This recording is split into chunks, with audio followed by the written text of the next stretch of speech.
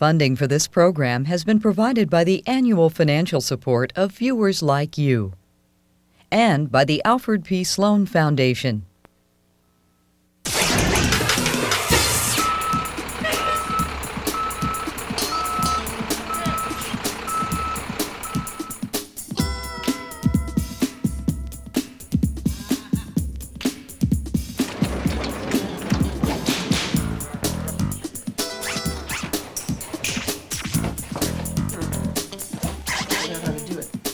Remember Excite?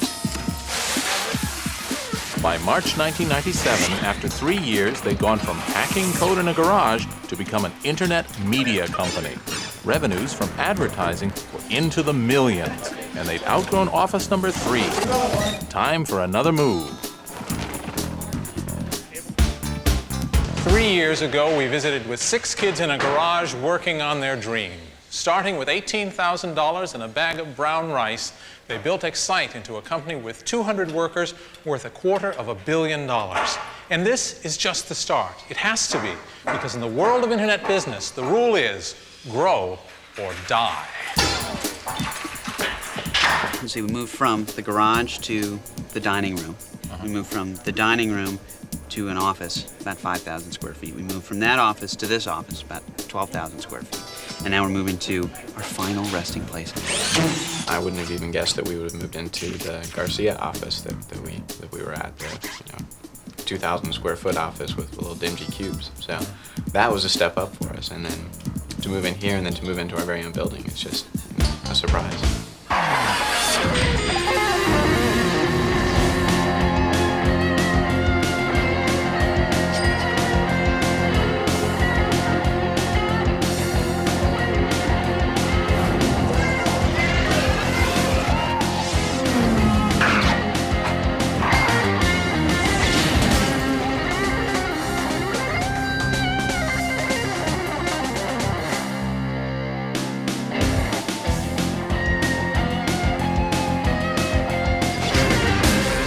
Excite is visible proof of the Internet's astonishing progress.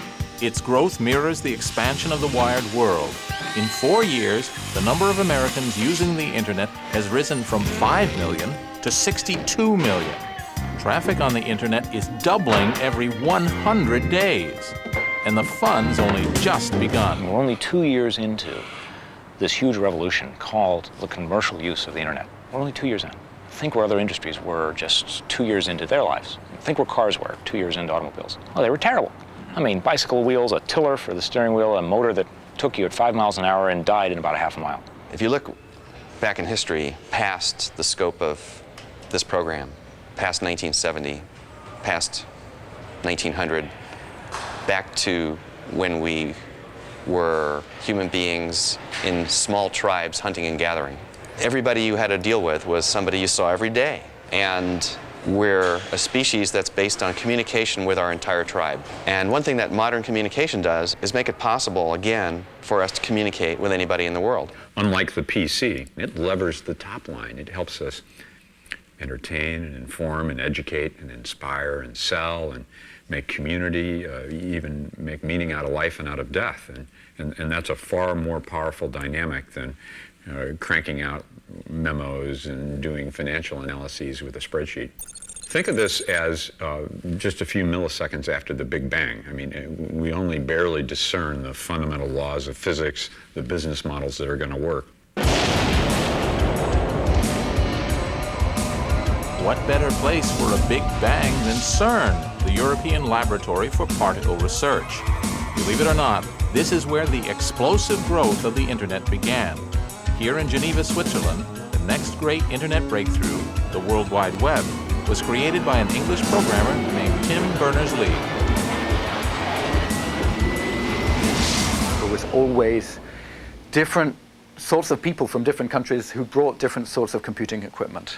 And so CERN was at the forefront of making gateways for file transfer exchange so that you could get files from different sorts of computer, email exchange so that you could get email from the proprietary systems to cross borders and go into another proprietary system. And although I wasn't involved with that, that was the spirit. There was a lot of networking. Despite all this networking, there was no simple way for CERN scientists to retrieve information from each other's computers. In fact, it was exactly like the internet on a small scale.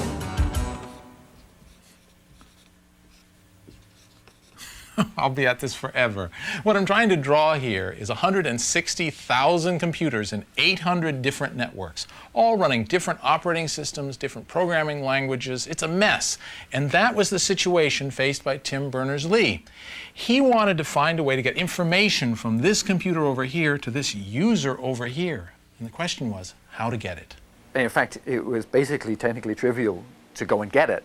It just happened that you had to be a guru of the highest degree to actually be able to navigate all the networks and figure out all the programs that you would come across on your way and know that, what commands to give them to actually get the data back.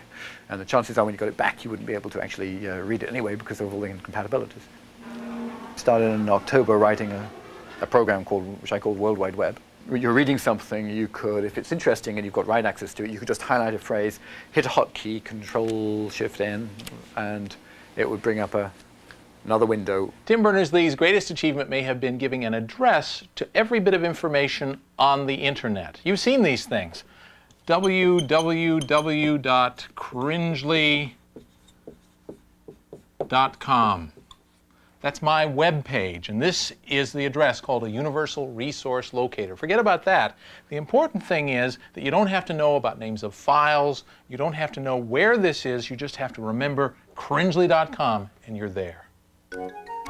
By inventing HTTP, or Hypertext Transfer Protocol, Tim figured out how to embed an address under any word or picture you like. And then when you click on that word or icon, you automatically jump through the internet to, say, the Cringely domain. Ah, there's a website for sore eyes. The power of a hypertext link is that it can link to absolutely anything. That's the fundamental concept. The fundamental idea was anything which was out there, somewhere sitting on a computer disk, where that computer was attached to a network, you ought to be able to give it an address, you ought to be able to make a link to it. The key insight that I think I credit Tim Berners-Lee with is the URL, the idea that there's a uniform resource locator that says I can point at any particular bit of information on the internet. If I mean that you should go to this university, look in their FTP archive, look in their file archives, and download this picture of a Corvette and put it up on the screen, I now have a way of doing that. So that's why the characters HTTP/www have become as familiar as Coca-Cola. In fact, Tim's idea wasn't new. 20 years earlier, computer visionary Ted Nelson, author of the seminal hacker work Computer Lib, had proposed a global network. He called it Xanadu, a magic place of literary memory, after Coleridge's poem Kubla Khan. In Xanadu did Kubla Khan a stately pleasure dome decree, where Alph the sacred river ran through caverns measureless to man, down to a sacred sea. Xanadu was measureless too. It involves storing all the world's literature on databases and accessing it through links which Ted called hypertext, with an automatic system for paying royalties to authors whose work was used. But like Coleridge's vision, Nelson's Xanadu never saw the light of day. But Tim's invention did, and the World Wide Web turned a network for geeks into something everyone could use, though not everyone's pleased. Tim Berners-Lee figured out that the key was extreme simplicity. And that's very painful to me because, of course, now the Websters are trying to grapple with all the issues we were trying to solve in a single design at the beginning. And the World Wide Web is pretty awful. I mean, I dearly love Tim Berners-Lee, and I think he's a great guy and a wonderful idealist, and he just achieves wonderful things. But the unfortunate thing about the World Wide Web is just how messed up it is. Perhaps it's sour grapes, but at least Ted Nelson can claim the creation of hypertext. But does he? Hypertext is obvious. So I do not claim to have invented hypertext, I merely discovered it. And it's like the telephone. Now the telephone at the time seemed to be an invention. To us now it was a discovery because it's obvious. Okay, so hypertext is like that. To me it was simply the obvious next step of literature. What is hypertext? Hypertext is non-sequential. Excuse me too, Ted. I must get back to the World Wide Web. Tim's solution for the world's particle physicists turned out to be a solution for everyone, helping to network incompatible computers. CERN wasn't in the internet business, but in 1991, they published the code, and within 4 years, the World Wide Web was sending more packets than any other internet service. They took the bits and pieces that existed and figured out a way to put them together and make it work. It was a tour de force. The people who did the World Wide Web were really willing to take existing pieces of things in god-awful condition in some cases and figure out a way to make it work. And the World Wide Web people deserve a lot of credit for what they did. I mean, what they did was very difficult. The web is a success precisely because it is not a monolithic new software product. You don't get Web 9.0 in the mail on CD-ROM. The web is a collection of a whole bunch of small technologies that fit together because a couple dozen people all thought about how they'd work together cool. And they're all being evolved constantly in real time by thousands of people around the world, and there isn't any central release. You can't go anywhere to go buy a copy of the web. The fact that the World Wide Web did work, I find is not just exciting for itself, but exciting for the whole idea that you can have an idea, some idea and it can take off and it can happen. It means that sort of dreamers all over the world should take heart and not stop. The web was a huge step toward wiring the world, but more changes were to come. One of these happened far from CERN and far from Silicon Valley, too. It happened here. U.S. government money made possible the ARPANET and the Internet. But there was a catch. There was no commerce allowed on the net. When this restriction was finally lifted, it wasn't Bill Gates or any of the other digital titans who turned the Internet into a commercial marketplace. No, it was the folks on the Hill, the custodians of capitalism. It was Uncle Sam. Roll the drums and sound the trumpets for the congressman from Virginia's fightin' 9th District, the Honorable Rick Boucher, who in 1992 amended a law. Here are the historic words which made all the difference. This future ubiquitous network for voice, video, and data communications of all kinds will connect homes, schools, and workplaces. It will constitute an essential ingredient for our future economic competitiveness and will open new worlds of information and services for all of the nation's citizens. This is Congress speak for you may now buy and sell things on the net. What made it easy to do so was one more software breakthrough. Time for another word from the Cringely Glossary of Geek. This word is browser. It doesn't sound like much, kind of a laid-back word, but there's nothing relaxed about the browser because it changed the face of the Internet. Here's how the Internet looked in the 1980s. Lists of text. This is Stanford University, but you'd hardly know it from looking. It's not very user-friendly. It's actually hard to find what you want, and frankly, it was mainly a tool for nerds. And then came this, an attractive, easy-to-use shop window, a gateway to the riches of the Internet. This is a browser. And just as the Mac made a PC into a computer my mother could love, the browser opened up the Internet to everyone. It was not at Stanford, but on a Midwestern campus that the second great innovation of 90s Internet technology took place. Here, a bright kid named Mark Andreessen was earning minimum wage at nights, writing code in a supercomputer center at the University of Illinois. His prototype browser was a piece of software called Mosaic. We ended up sort of in the middle of the night starting this project that we called Mosaic. What we were trying to do was just put sort of a human face on the Internet. The Internet at that point was a tool for researchers and scientists. For years, Bill Joy had been telling me that someday we'd back a 21-year-old kid who would write software that would change the world. And lo and behold, sitting in my office is this 23-year-old, not a kid. I mean, he's a very mature, hulking, young executive. And Mark said this software is going to change everything. For me, this whole thing started exploding with the invention of the browser, Mosaic, because suddenly the Internet was accessible to the average person through this rich graphical interface. You didn't have to know these arcane protocols. You didn't have to be a nerd anymore to access the Internet. Mosaic put a face to the web. And Mosaic plus the web then finally gave us a way to express to the non-technical person what all of us in computing knew was the tremendous value of having networks interconnected. And now everyone's a webhead and everyone's excited about the web. Those ideas have been present for 20 years, but it took a killer application, clearly Mosaic. Mark's Mosaic browser spread across the internet like wildfire. It brought him to the attention of an ex-Stanford professor who had already made millions from one startup and felt like doing another, Jim Clark. I said, look, if you can recruit all of the guys, every single guy who helped you write that program, then I'll put my own money in it, and we'll just start a company and figure out some way to make a business out of it. And that's exactly what we did. I put $3 million in. We flew out to University of Illinois 4 days later, signed them all up. After a brief tussle with Illinois over the Mosaic name, Jim and Mark's new company became Netscape. Their product was a Mosaic killer navigator. Jim's plan for the company was, well, minimalist. But my attitude was, if 25 million people are on the net today, 1 million of them are using Mosaic. This was, bear in mind, April '94. And we can displace Mosaic. There's 24 more million people who would like a product like this, presumably. And the market, the size of the net was doubling roughly every year and a half. So I meant by the time we had our products in the marketplace, it would be 50 million people.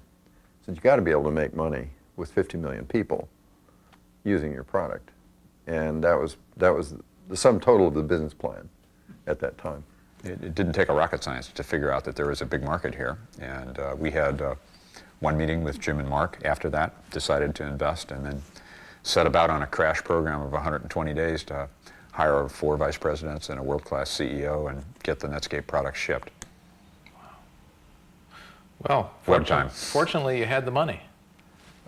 Fortunately, I had the opportunity. The money was easy. It was knowing the opportunity and recruiting the people. Well, in about a year and a half's time, we had 65 million users, the most rapidly assimilated product in history. In other words, no one had ever achieved an install base of 65 million anything. In fact, I don't know if anyone had ever achieved that kind of install base in anything except perhaps Microsoft.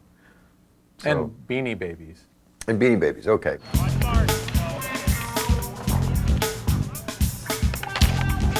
In 1994 and 95, Netscape was known as the fastest growing company in the industry, with all the requisite Valley attributes: shiny, low-rise buildings, Generation X workforce, and a parking lot reserved just for roller hockey. Today, they're famous for the fact that they're going head-to-head with Microsoft.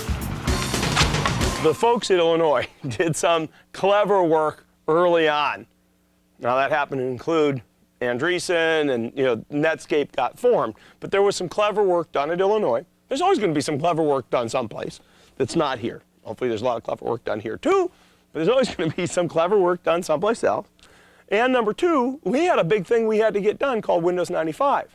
And while we managed to get a browser done and built in because we weren't asleep, it didn't get the same kind of passionate forward, 100% focus that we love to give things, because we had a lot of that focus already into doing the basic job of Windows 95. And so a little bit of cleverness and a little bit of sort of other priority was all it took to create a window. That's how dynamic and competitive this industry is, in which Netscape emerged. We also were making money on it. That was it. Our first full year of business was $75 million in revenue, and the next year was $375 million. We were, until Microsoft kind of came in and punched us in the face, we were the fastest growing company in history. With his Navigator browser dominating the internet, these were sunny days for Mark and Netscape. The storm would come later. Thanks to the World Wide Web and the browser, the internet was transformed. Suddenly, here was the recipe for commercial opportunities in cyberspace. A giant feast of digital delights laid out for anyone with a PC and a modem to enjoy. So how does it work? The internet is like a giant restaurant. You look in a menu for something that appeals, order it, the order goes off somewhere and is served up by a waiter or waitress. Well, the internet's the same way. The individual PC that's ordering the information is called a client. And the big computer at the end of the line that provides what the client needs is called the server. These days it often takes so long, perhaps it should be called a waiter. The business of building these servers is another of the opportunities created by the internet. And serving up information turns out to be very profitable. It's selling like hotcakes. The biggest of these information providers is America Online, a company now worth $16 billion. Even in the real world of trains, planes, and automobiles, many of us still need a tour operator to package our travel. Founder Steve Case saw a similar opportunity in the virtual world, offering beginners the internet experience in an all-in-one package. Now, this may be a virtual world, but it still needs real hardware. In all this talk of wiring the world, it's easy to forget that someone actually has to do the job of wiring it. And that's happening here at America Online's new data center in Virginia, where computers and routers and modems are going in that are going to give 10 million people access to the internet and beyond. Excuse me.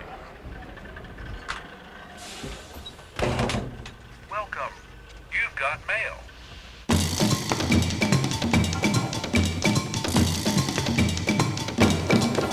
In 1982, bought my first computer and wanted to hook it up and be part of this online world, and went to great lengths to make that happen. It took many months, hundreds of dollars to get the modem to work with the software, to work with the cable, to work with the computer, to actually connect to this world. So it was very frustrating. At the same time, I found it kind of exhilarating that I actually got it to work, and I was able to access information and talk to people all around the world from my little desktop in Wichita, Kansas, which is where I was living at the time.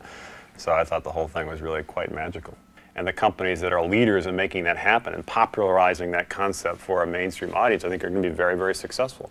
And we'd like AOL to be in this new interactive world what AT&T was in the telephone business 100 years ago, or Microsoft has been more recently in the software business. There's a big opportunity here. Oddly enough, Microsoft wanted to be the Microsoft of the online market too. But for a change, Microsoft didn't succeed. The Microsoft network was our decision to get into the online service business. We thought that for people at home in particular, this would be explosive.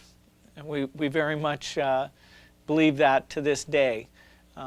Electronic mail, staying in touch with your friends, seeing what's going on in the local community, getting up-to-date news, and having that be nicely packaged with chat sessions and neat new software features. We saw a market for that. Even I made a foray into this marketplace. Back in 1994, Apple Computer created an online consumer service called eWorld. One of its notable attractions was the columnist Robert X. Cringely. At the time, I made this bold statement. So my job on eWorld is to create controversy and therefore get a lot of people talking over the electronic back fence. Impressive. eWorld went belly up, though Apple fights on. And me? Why do you think I'm schmoozing with the guy who runs America Online? He has 10 million subscribers already, but 80% of Americans aren't wired. That's what I'd call an opportunity. There are more users, more websites, and more data sources joining the internet every day. Plenty brings its problems. The more places you have to look for information, the harder it is to find what you want. We need help, so people have invented tools for the job. Search engine, another word invented for the internet.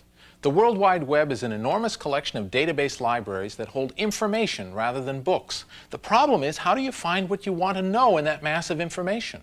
Well, librarians cracked that problem years ago. They invented the catalog. Rather than look individually through all those books, I can find what I want by searching this card catalog. On the internet, the same thing is accomplished by a search engine. It continually catalogs and indexes every word in all those databases. So if you want to know about, say, the career of Arnold Schwarzenegger, go to the search engine, it searches its index, and presto, there's everything you ever wanted to know about Arnie, and a lot you didn't.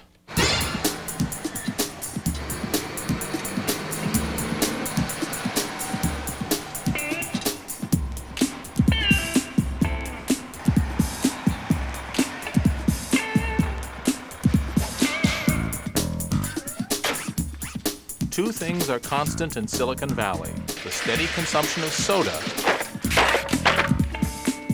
and change. Excite's original product was just a search engine. Now they've built a business around it. They changed the company name. The offices changed from grungy to glitzy. And in 1995, they became that web phenomenon, an internet media site. A cross between an electronic newspaper and a cable network, funded by advertising. We call ourselves publishing on steroids. So devoid of print, paper, and ink, we do what a publisher does or a cable provider does. We aggregate consumers around our programming, and then we sell that demographic back to advertisers. The different ways to make money in the internet are just beginning to emerge. For Excite, the model is a media channel with content to attract me and advertising to catch my eye while I'm there. But there are other ways. Pay-per-view, mail-order shopping of every kind, games, auctions, and services with no earthly parallel. They're all putting their faith in a new medium to deliver the big payoff. Every time a new visual medium is invented, one application drives the market. This was true for still photography, true for motion pictures, it was especially true for VCRs, and it's true for the World Wide Web. I'm talking about sex. Sex sells, but there is a market for it, and it's true capitalism. If there's a market for it, it will be filled, and it's legal, and there's nothing wrong with it. In the beginning of this industry, like other industries, people are willing to pay for adult content. The home video cassette industry is a prime example. Initially, people were paying several $1,000s back in the 70s for machines to go home and basically watch adult content.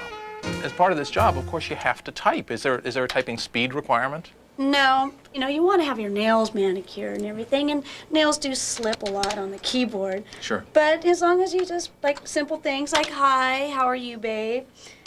And you could just put R, you. You don't have to put the whole word down. Sure. And then most of the time you're saying, oh, yeah, baby. So you go, oh, then you go, oh, baby. Does your mom know the work you do? Yeah, actually she does. Yeah, she's okay with it. It's a 60s thing. She's all in that 60s lifestyle. Oh, you had a hippie mom. Yeah. So it's great now. Cool. Grandma, on the other hand, would not understand. But then anything with computers, oh, honey, you're moving up in the world. And computers, that computer thing, that's going far. That's futures in computers. So as long as I tell them about computers, it's fine.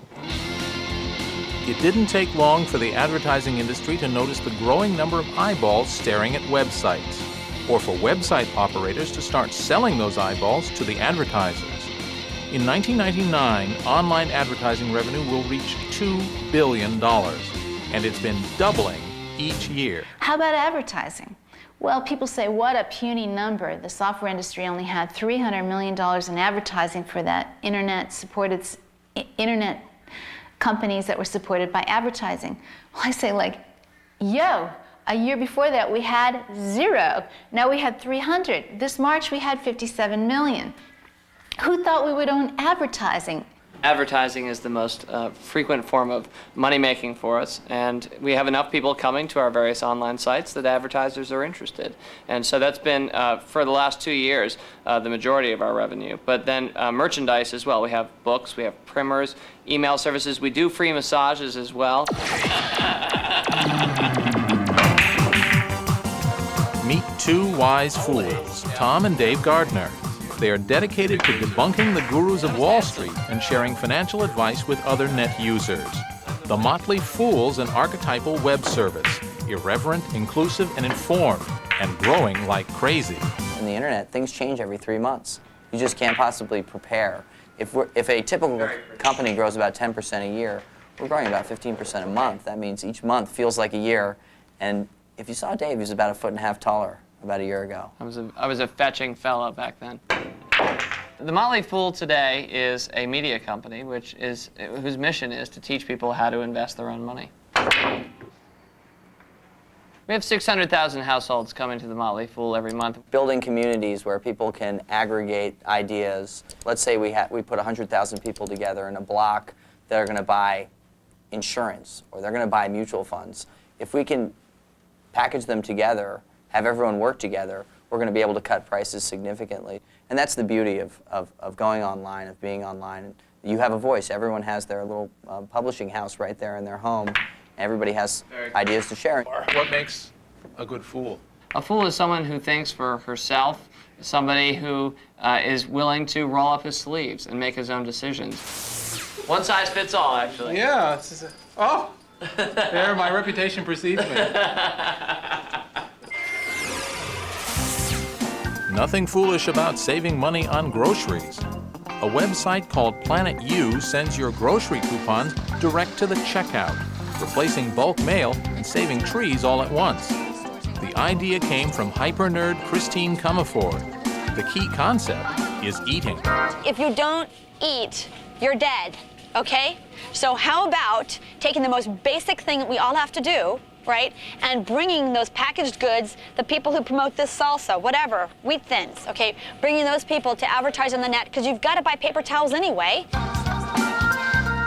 See, the thing is, 325 billion coupons are distributed in the USA annually. 2% are redeemed. Only 2%? 2%, yes. 98%, all right, end up in the rubbish or in the recycling. It is totally ineffective. So once you grab your Planet U promotions, either from a partner website or from the Planet U website, you can then say, I want my promotions mailed to me, or I want my promotions delivered to the store that I shop at.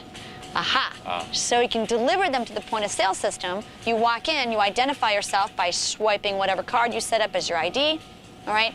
And then, ka-ching, the register receipt has a deduction.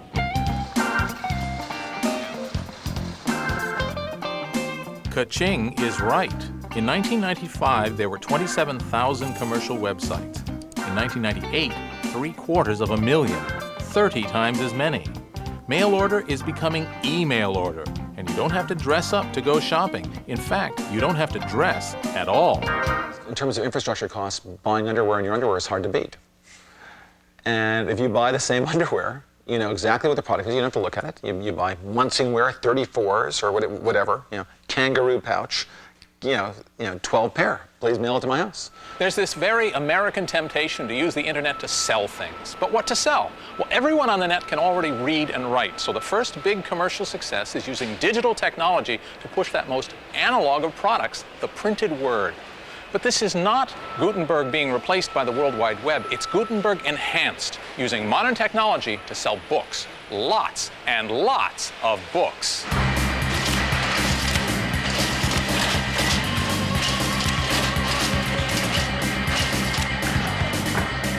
In the spring of 1994, I came across the statistic that web usage was growing at 2,300% a year. And outside of a petri dish, I hadn't seen anything grow that fast. I made a list of 20 different products that you might be able to sell online and picked books as the first best product, primarily because there are so many books. There's no way to have a 2.5 million title physical bookstore. The largest physical bookstores in the world only have about 175,000 titles. And there's no way to have a print catalog. If you were to print the Amazon.com catalog, it would be the size of more than 40 New York City phone books. The basic technology is fairly simple. The problem was ubiquity of that technology. And this looked like, because of that growth rate, the first time ever that the basic technology needed to do electronic commerce in an acceptable way would be ubiquitous. So it actually turns out that the ubiquity of the internet is more important than the technology of the internet.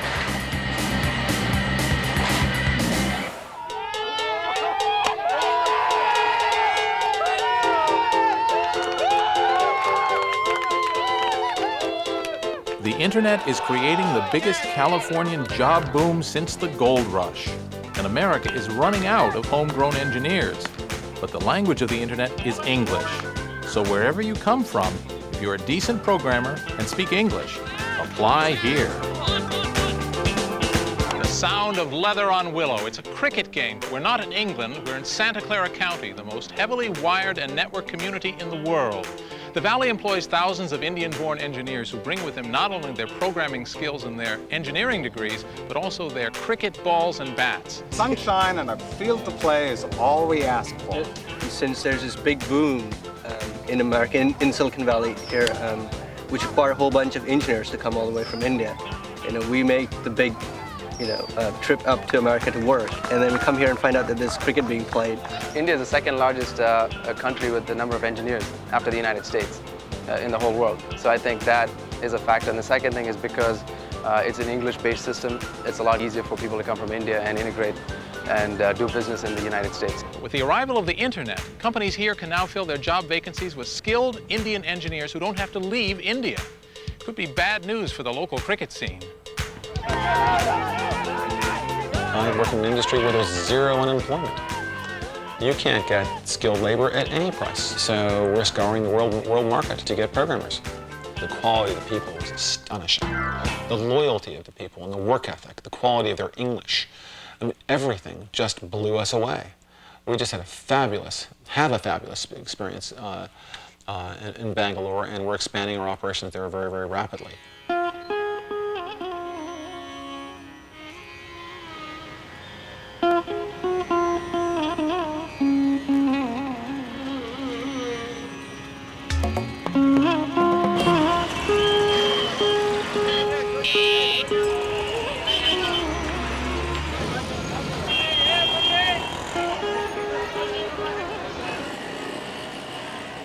For all the outward differences, India's Silicon Valley has a lot in common with my Silicon Valley, starting with traffic jams and construction everywhere. The street signs and billboards are all in English. Bangalore is busy and booming because of the huge numbers of programmers Western companies are putting to work.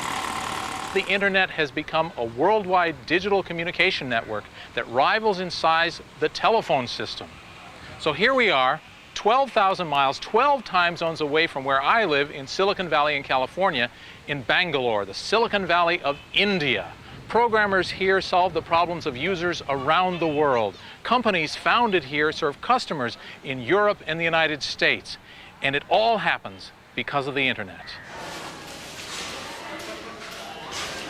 So what we have done is to set up company here, the kind of investment which you see here, which you made, with a clear approach to do work in India, leverage those skills, develop those technology skills in India, so that we leverage that for Novell. Novell, the netware company from Utah, is constructing a new Indian headquarters building here. 21st century technology built by pre-industrial labor. We work with GE, General Electric, almost all the units of GE, Allied Signals, Sequent, Xerox, Putnam Investor Services in Boston, Tandem, Cisco, Stratacom. Sundar Sankaran is a typical young programmer in Bangalore. Sundar offered to take me to work with him on the back of his motor scooter. Apparently, every one of his fellow programmers had exactly the same idea. They say that in Bangalore, every second person writes code, and everybody honks at the traffic lights.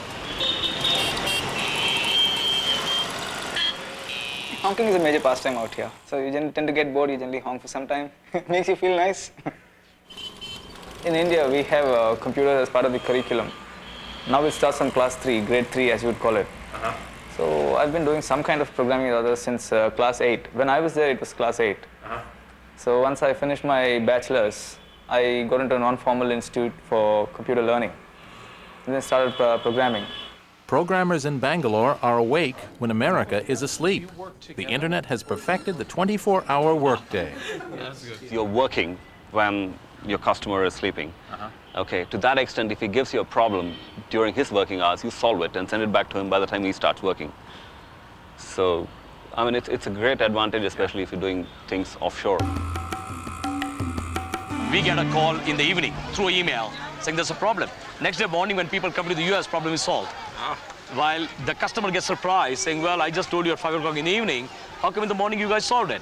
Now the problem is solved in other part of the world by really using this 24-hour development cycle.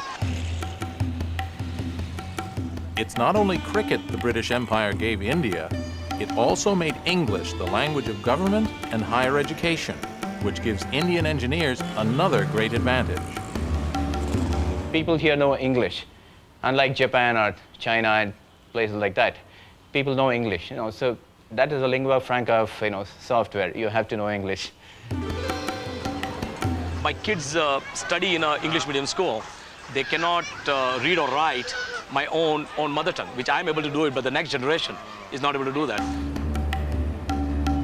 same way, you'll find that Indians don't have problems picking up languages. They can speak French, they can speak, Belgian probably, Most of the languages, people going from here, they pick up very easily. For an American, especially an American from Silicon Valley, it's almost impossible to imagine India as a high technology development center. I mean, just look around. This is amazing. The average person in an Indian school learns at least 3 languages: English, Hindi, and their local language. Some of them know 5 or 6. Compare that to American students. Think about it in terms of computer languages. What are they? They have syntax, they have characters, they have objects, they have verbs. What's the difference between C++ and Hindi? Not all that much, really. They have a 5,000-year tradition of mathematics, which we don't.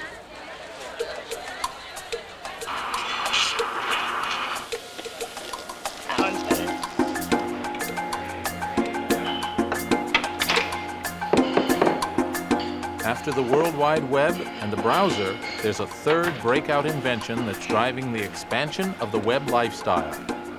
It's called Java, a network programming language named after the Valley's favorite fuel.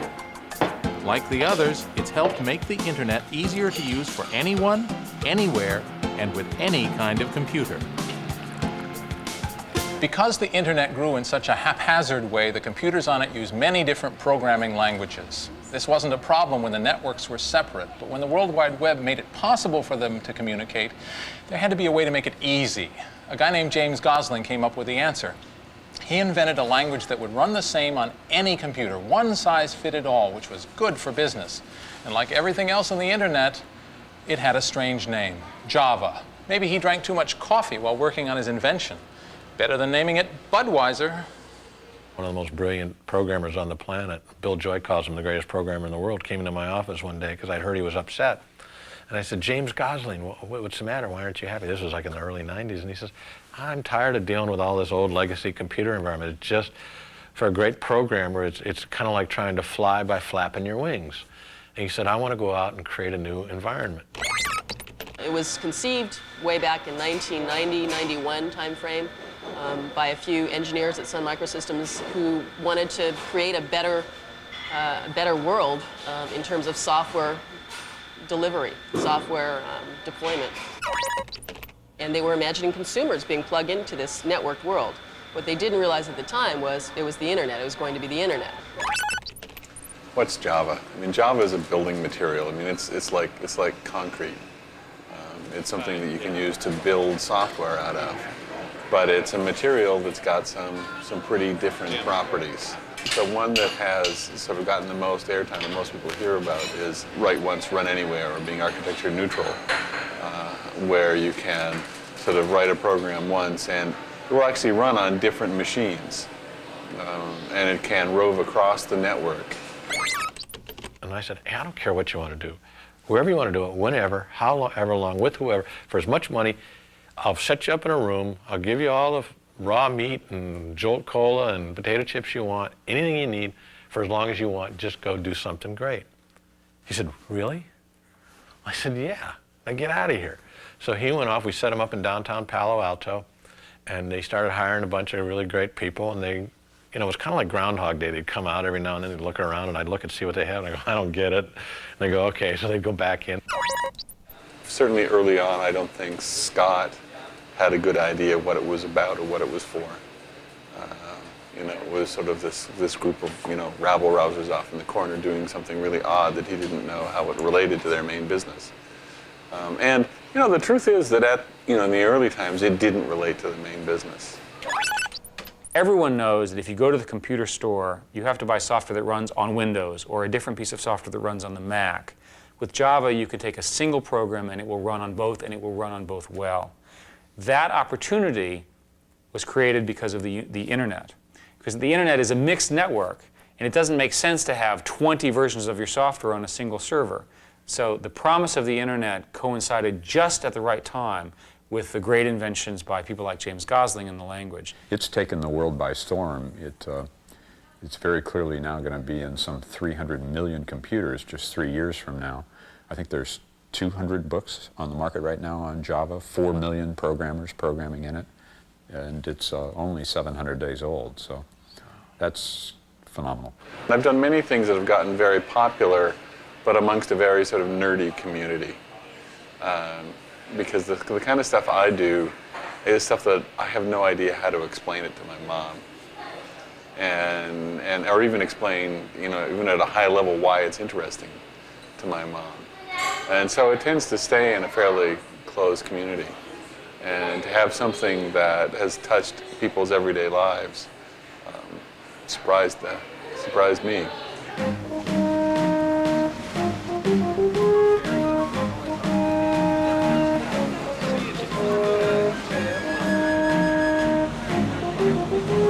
The 1990s internet has spun off two significant challenges for Bill Gates. Both Netscape's browser and Sun's programming language Java were not invented at Microsoft. Bill was slow to see the challenge at first, then he took action. Here on the shore of Lake Washington near Seattle stands a monument to Bill Gates' brilliance, or at least to his money. The last time anyone tried to estimate, Bill's new house was going to cost $50 million. But over the last 2 years, his wealth has increased at a rate of $31 million per day. So no matter what it costs, it doesn't matter. Bill Gates didn't get to be the richest man in the world just because he's smart or just because he's lucky. It's because he's smart and lucky and knows it and pushes his every advantage to the limit. Bill had largely ignored the internet. How could a non-commercial network offer a business opportunity? But by 1994, there was growing buzz about the web and Netscape, especially among new Microsoft recruits fresh from college. At the urging of the troops, Bill went surfing. It was an all-nighter that changed Microsoft and the internet industry. Bill went down to his place on the Hood Canal, and with instructions on how to get on and what to go look for, and he got on and started looking around and then started just going from site to site, and I think eventually spent the greater part of all night on the net, and came back and had a meeting and described the experience and said that he was kind of blown away with just how much was really there. Well, we always assumed that Microsoft would be our biggest enemy because they would have to turn their attention to this. We got lucky for a while in that they weren't paying attention. There were people inside Microsoft who knew what Microsoft should do to respond to us, but the management team at Microsoft was sort of almost willfully ignoring what was happening. Gates is a smart guy. Unlike the management of IBM in the middle 80s, Bill Gates is awake and functioning, and he noticed that the internet was not going to be ignored. He tried to ignore it briefly, and then he saw it wasn't, quickly he saw, in time he saw that it wasn't going to be ignorable. What Bill Gates did was turn an industry supertanker on a dime. At first he didn't really get the internet, but once he did, he wrote a memo called The Coming Internet Tidal Wave and quickly refocused the entire company on responding to the new environment. It's like Henry Ford going into aircraft production or Boeing into pizza delivery, but it worked. Microsoft was ever building, just in a new direction. Bill likes to have a general feeling of paranoia throughout the entire company as to who's going to come along with something that's going to destroy one or all of our businesses. And so people are very receptive to an understanding of a sudden direction change. When Bill finally says that, boy, we better do something about this, instantly people get it. I wrote a memo at one point called The Internet Tidal Wave that very explicitly said, I've told you many times in the past, I think the internet is a priority. I'm now telling you it is the priority. And the timing was very good there because we were getting along in terms of Windows 95. We thought we had that all well understood, and we could really get a lot of energy focused on the internet. Microsoft announced to the world their change of direction on a date with historic significance for Americans, Pearl Harbor Day. It was actually Admiral Yamamoto who observed that he feared they had but awakened a sleeping giant. We did a big event on December 7th, must have been 1995, where we, for the first time, showed the world how this had all built up. And they saw, hey, this is pretty dramatic. This company is going to deliver great internet software. So saying it was an epiphany is a little too much, but saying that it became the centerpiece of our strategy, that's absolutely right. You will hear from us that we're not forming an internet division. To us, that's it's like having an electricity division or a software division. The internet is pervasive in everything that we're doing. The big break happened at the famous Pearl Harbor Day talk, but Microsoft was doing a bunch of stuff leading up to that. And in fact, they have this thing they do now, which is every 3 months they come out and say, and re-announce how hardcore they are about the internet. And so they've like done that like 5 or 6 times now. When the slumbering giant awoke, this was the result. Microsoft's own browser, the Internet Explorer, a product designed specifically to compete with Netscape Navigator. Funny, don't they look alike? But in 1996, there was a big difference between them. Netscape Navigator cost business users $49. Internet Explorer was free. They're working hard, as you can see here, implementing all the standards we need. And what do you think we'll charge for that? Like all the others, nothing. Okay, well that's quite a deal. Ours was always not free. It was freely downloadable. But if you were a business using it, you had to talk to Netscape about a licensing agreement. That was the way we felt we would be able to make money in the early days, and that was the way we made money. We made $75 million the first year in revenues and $375 million in the second year.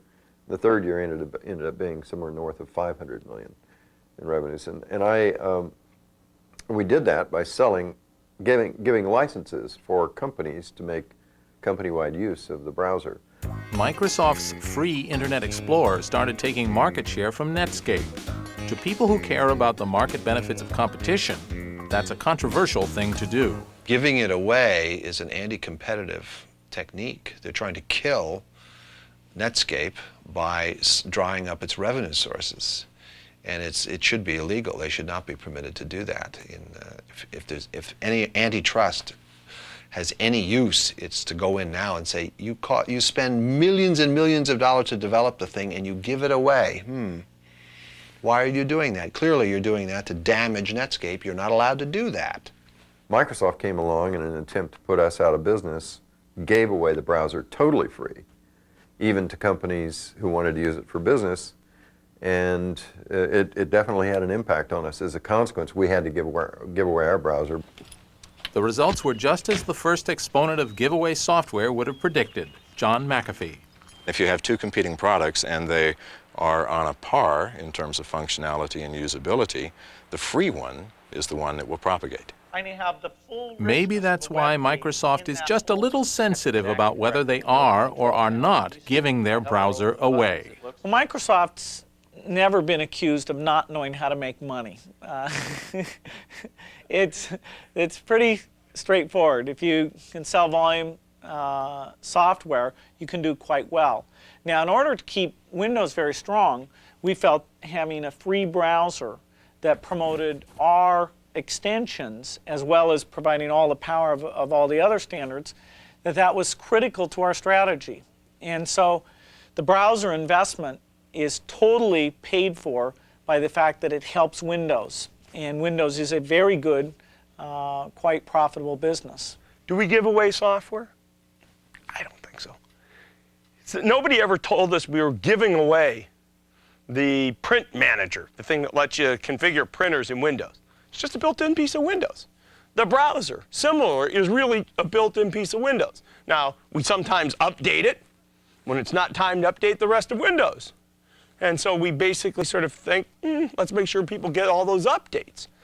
But in point of fact, to run our browser, you got to own Windows. So in a sense, while the browser itself may be free, we're getting paid. On May 18, 1998, the Microsoft Netscape dispute took on a new dimension. The U.S. government stepped into the fight.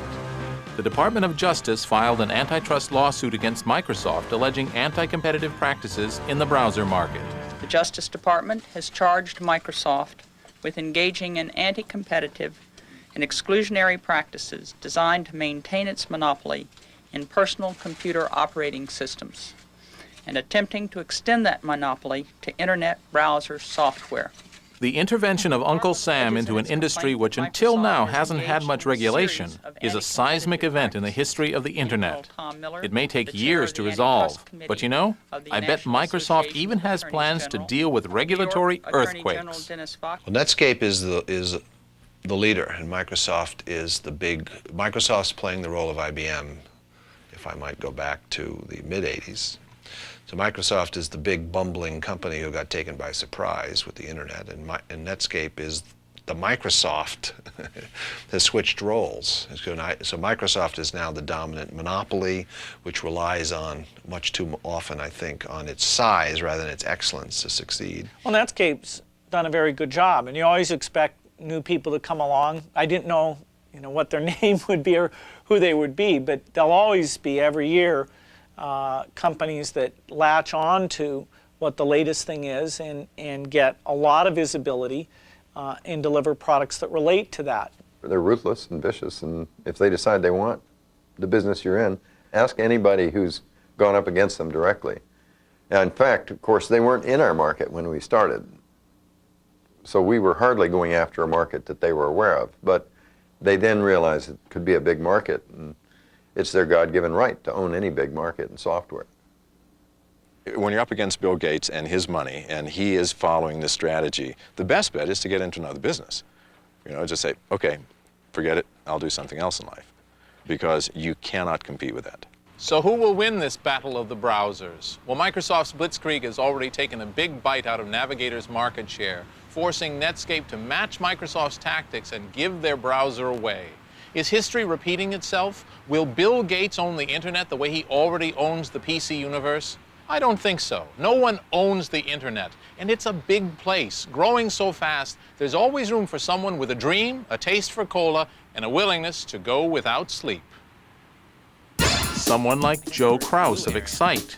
The 26-year-old tycoon gives me a tour of the new headquarters for his billion-dollar company. This is where I figured we'd film the death of Spock scene, okay? So you put me in here, Yeah. and you turn the halon on.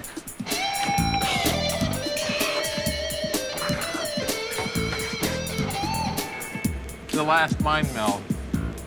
Tell my wife I love her. It's a new show. It's a show every 90 minutes. I'm like Shamu. Hey, you brought with you the alien baby. This is leaking. Security level 10. We've got. Like the garage you door. like the garage door? You started in the garage. Now you have a garage This door. conference room is actually called the garage. Right. So we figure sort of hark back to our roots here in the garage. This is for executive caliber meetings. He dons the bolt. The first time we were with you guys was, 94? Right. 3 years ago. 94 in another garage. And I had a sense at that time, just a little sense, that you basically had no idea what you were up against. That hasn't changed. Just looking around me and saying, wow, we have all these fantastically dynamic people that we're working with, and this company exists here because of us, because of something that we started, and that's insanely gratifying.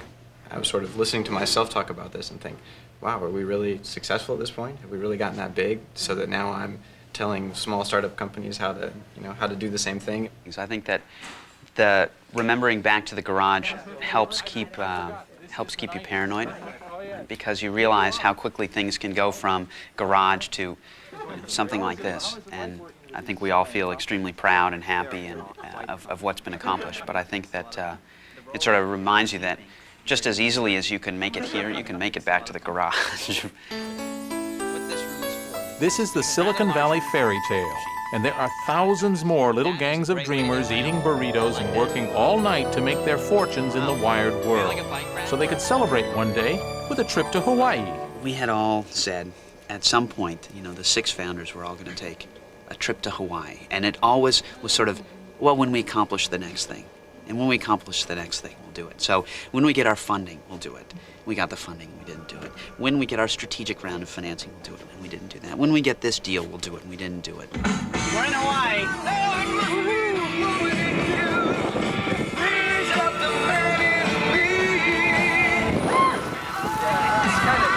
Feels like the first. So the Excite guys got to Hawaii at last. Aloha, Graham.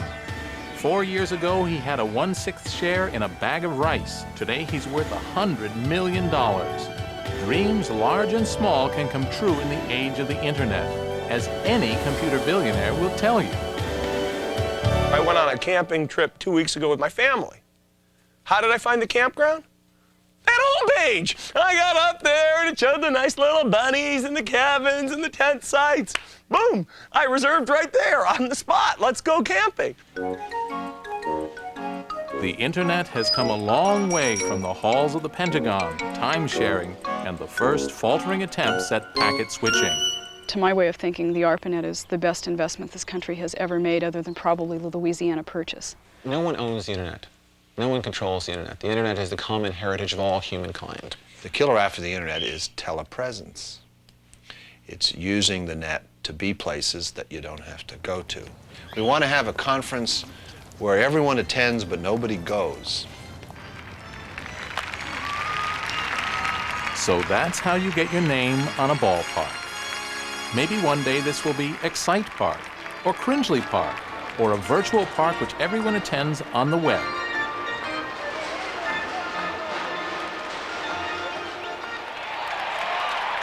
But for peanuts and Cracker Jack and that authentic sunburn up in the bleachers, I guess you just have to be there.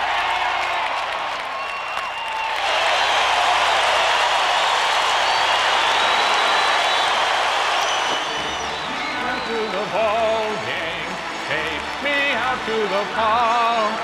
Buy me some peanuts and Cracker Jack.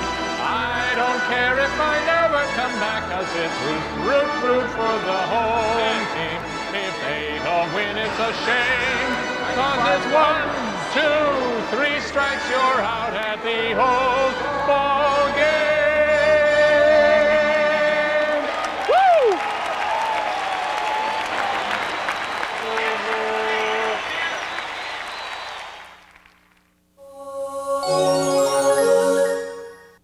Funding for this program has been provided by the annual financial support of viewers like you and by the Alfred P. Sloan Foundation.